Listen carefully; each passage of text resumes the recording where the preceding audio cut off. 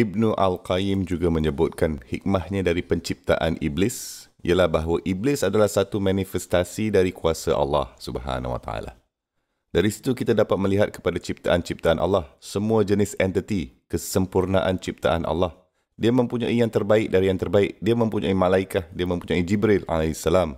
Dia mempunyai malaikat, dia mempunyai jin, dia mempunyai syayatin dan dia juga mempunyai iblis. Oleh itu, iblis menjadi satu manifestasi, percaya atau tidak, kepelbagaian ciptaan dan kuasa Allah Subhanahu Wa Taala. Dan kita belajar bahawa semua makhluk Allah bergantung kepada Allah. Bahawa makhluk dapat menyerang ciptaan lain. Tetapi apabila makhluk ada bersama Maha Pencipta, Khalik, apabila makhluk menghadap kepada Allah Subhanahu Wa Taala, maka tidak ada yang dapat mengatasi kekuasaan Allah Subhanahu Wa Taala. Jadi hikmah dari penciptaan iblis ini juga memanifestasikan dalam diri kita untuk menghadap Allah Subhanahu Wa Taala untuk mencari dan mendapatkan perlindungannya. Kerana kita sedar bahawa kita tidak akan dapat melindungi diri kita sendiri tanpa Allah Subhanahu Wa Taala.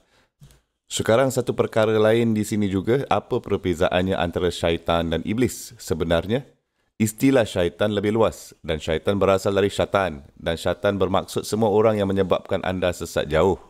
Oleh itu, syaitan adalah entiti apa-apa pun yang menyebabkan anda sesat jalan.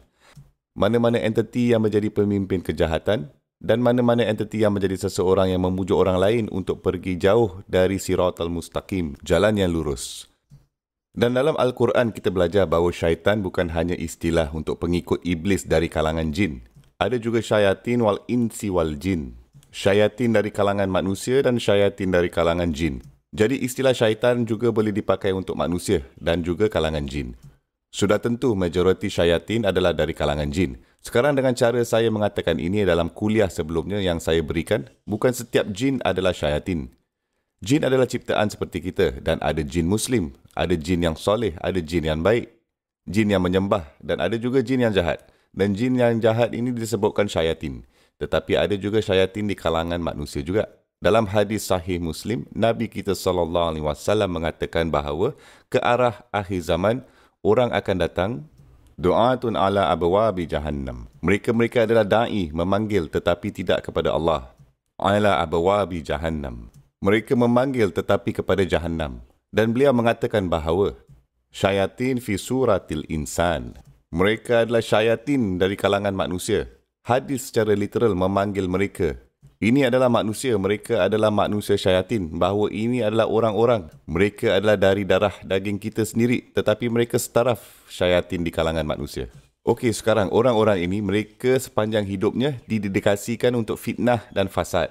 Untuk membuat kotor dan menyesatkan orang lain. Dan kami meminta perlindungan Allah Subhanahu Wa Taala. Okey, sekarang seseorang yang melakukan dosa, ini tidak menjadikannya seorang syayatin. Tetapi jika seseorang menjadi pintu dosa dalam masyarakat, seseorang menjadi pemimpin kejahatan, mengajak orang lain melakukan dosa, maka itu memang syayatin. Dan terdapat banyak contoh. Dan kami meminta perlindungan dari Allah Subhanahu Wa Taala dan afiah dari itu. Subhanallah.